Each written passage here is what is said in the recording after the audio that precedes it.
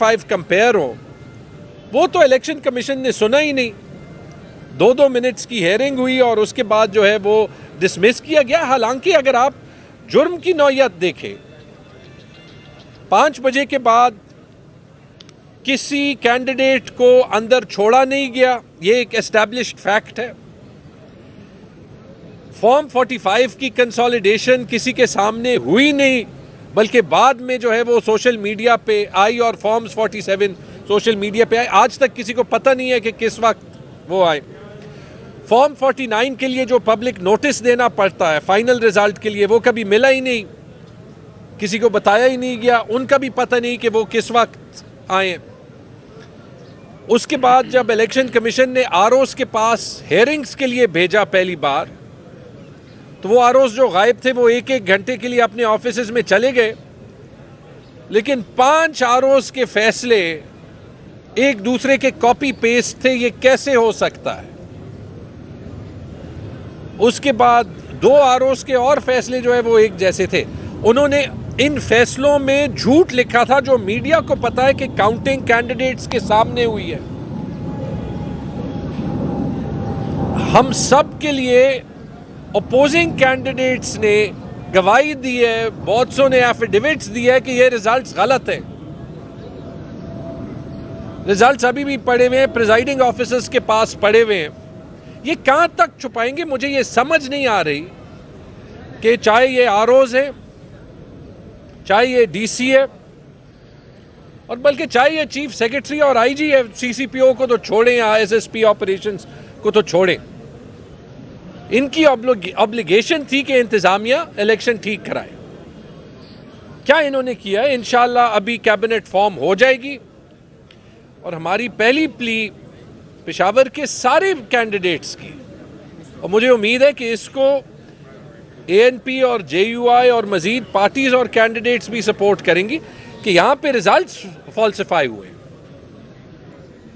और हमारी प्ली ये होगी कि अभी हम यहां पे एक जुडिशियल इंक्वायरी ऑर्डर करें और ये जो ऑफिसर्स हैं जो इसमें इन्वॉल्व थे, कि इनके खिलाफ क्रिमिनल एक्शन लिया जाए। और ये इसलिए कि अगर ये ट्रेंड शुरू हो गया कि इलेक्शन के रिजल्ट्स 5 बजे के बाद कोई पेन से लिखेगा, कोई ये जहमत भी नहीं करेगा कि दिन को धांधली करने की कोशिश तो करे, कोई बैलेट बॉक्स में वोट डाले, कोई जो है वो रिजल्ट काउंटिंग के बाद अगर उसने सीधा पेन के साथ जो लिखना है वो लिखना है, तो फिर याद रखें इसके बाद वोट डालने की जरूरत नहीं है। ना कैंडिडेट आपसे वोट मांगेगा, क्योंकि वो अपने पैसे बचा के रखेगा कि 5 बजे के बाद आरओ के साथ बोलियां लगाए, क्योंकि ओपन बातें चल रही हैं कि ऑफिशियल्स ने पैसे लिए, कोई सीट 3 करोड़ में, कोई 4 करोड़ में, कोई 7 करोड़ में। तो मुझे समझ नहीं आ रही कि चाहे इलेक्शन कमीशन हो, चाहे चीफ सेक्रेटरी हो, चाहे आईजी हो, 8 फरवरी से आज तक उन्होंने क्या एक्शन लिया है और उनके एक्शन ना लेने का मतलब क्या है? ये हुकूमत तो ये बात पूछेगी। हम रिवेंज के लिए नहीं आए, लेकिन ये सिस्टम ठीक करना है। और ये जिस किस्म के एक्यूजेशंस हैं, ये पेशावर की तारीख में नहीं मिलते। बहुत बहुत शुक्रिया। तैमूर साहब, आप बार बार जुडिशल इंक्वायरी का मुतालबा करते आ रहे हैं, तो हुकूमत आपकी बन गई है, जुडिशल कमीशन के लिए सूबाई हुकूमत ने ही हाई कोर्ट लिखना होते, तो क्यों नहीं आप वज़ीर आला के ज़रिए एक ऑर्डर करवा दे और पेशावर हाई कोर्ट इस पर कमीशन बना ले? जी, पेशावर के सारे MPAs वज़ीर आला साहब को ये लिखेंगे, इलेक्टेड एंड नॉन इलेक्टेड। और ये उन्होंने अनाउंस भी किया है, ये खान साहब ने भी कहा है।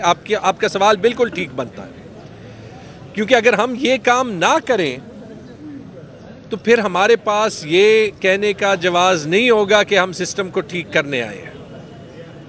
जैसे अली खान ने कहा, CM साहब ने जैसे कहा कि हम सारे फॉर्म्स 45 खोलने के लिए तैयार हैं सारे हलकों पे।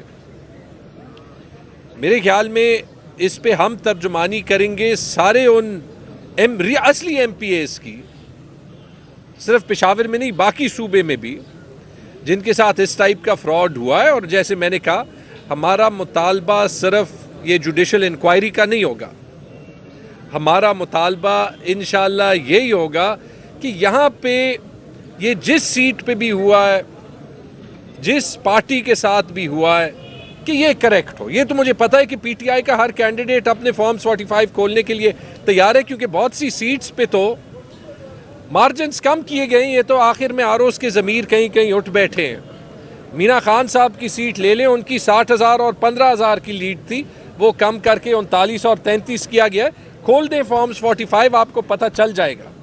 तो ये नहीं कि खैबर पख्तूनख्वा में धांधली की कोशिश नहीं हुई, लेकिन अच्छा है कि जो काम पेशावर की 9 सीटों पे हुआ है वो हुआ है, ताकि अभी हम और आप भी और पब्लिक भी ये एक बार वाजे कर दें कि या तो हमारे वोट का हक है और उसकी अहमियत है, और अगर नहीं है तो इलेक्शन ना कराएं। अगर है तो फिर इंशाअल्लाह इस पूरे जो इवेंट का एहतसाब होना पड़ेगा। इसकी सिर्फ इंक्वायरी नहीं होनी पड़ेगी। आई होप कि ये ट्रिब्यूनल्स भी डे टू डे ये केसेस सुनेंगे, क्योंकि कोई, मैं अगर डीसी भी होता ना, क्योंकि हमारा गिला उनसे है कि वो कमरे में बंद थे, राइट, वो कमरे में बंद थे, एसएसपी ऑपरेशंस कमरे में बंद थे, सीसीपीओ कमरे में बंद थे। उन्होंने एक बयान इसके बाद दिया। मैं कोशिश करता हूं कि जब मैं बात करता हूं कि मैं फैक्चुअल बात करूं, तो मैं कहता हूं मैं इन पे इल्जाम नहीं लगा रहा, लेकिन ये अपनी पोजीशन तो क्लियर कर दें कि कमरे के अंदर क्या हुआ था और whether they stand by these results. और जो आरओ ने लिखा है कि काउंटिंग सब कैंडिडेट्स के सामने हुई है, कि डीसी और एसएसपी ऑपरेशन काशिफ अब्बासी ये गवाही देते हैं या नहीं, और अगर नहीं है तो बिल्कुल जुडिशियल इंक्वायरी होनी चाहिए और इनके अगेंस्ट डिसिप्लिनरी एक्शन भी होना चाहिए। ये हमारा मुतालबा होगा और इसको हम फॉलो करेंगे। महमूद साहब क्या कहेंगे, काबीना भी खैबर पख्तूनख्वा की बनने जा रही है, सुनने में आ रहा है आपका नाम भी और कमरान मुंगश का भी है, एडवाइजर या मुखीर के तौर पे लिया जाएगा, आप लोग क्या हिस्सा बनेंगे इस काबीना? फिलहाल इन सीट्स पे बात कर लें, इंशाअल्लाह काबीना की तश्कील पे जो है वो इख्तियार अली अमीन खान साहब का है, जो चीफ मिनिस्टर हैं, और इमरान खान साहब का है, उनकी पार्टी है। इंशाअल्लाह वो जब हो जाएगा तो उस वक्त फिर देख लेंगे। लेकिन मैं आपको ये बात बार बार वाजे कर दूं, काबीना में स्लॉट ज़रूरी नहीं है। अगर हमने इस मुल्क में सियासत को ठीक करना है ना, तो बेशक मैं ये सीट हारा हूं, लेकिन ट्रांसपेरेंटली ये पता चल जाए, तो ये भी मैं ऐलान कर दूं, ट्रांसपेरेंटली पता चल जाए, उसके बाद मैं काबीना में स्लॉट नहीं लेता। अगर मैं इलेक्शन वाकई हारा हूं तो मेरा हक ही नहीं बनता कि मैं काबीना में बैठ जाऊं। लेकिन उसका हक भी नहीं बनता जिसने 1600 वोट लिए, या जिसने 3000 वोट लिए, या अली ज़मान के सामने जिसने 5000 वोट लिए और इनके नाम तब्दील हुए, या आसिम खान के सामने जिसने कितने 6000 5000 वोट लिए और उसको 18000 के ऊपर कर दिया गया है। वो किस मुंह से असेंबली में बैठे? ये उनसे पहले आप जवाब जो है वो ढूंढ लें। काबीना में हम इंटरेस्टेड नहीं है, हाँ कौम की खिदमत करने में इंटरेस्टेड है। Thank you.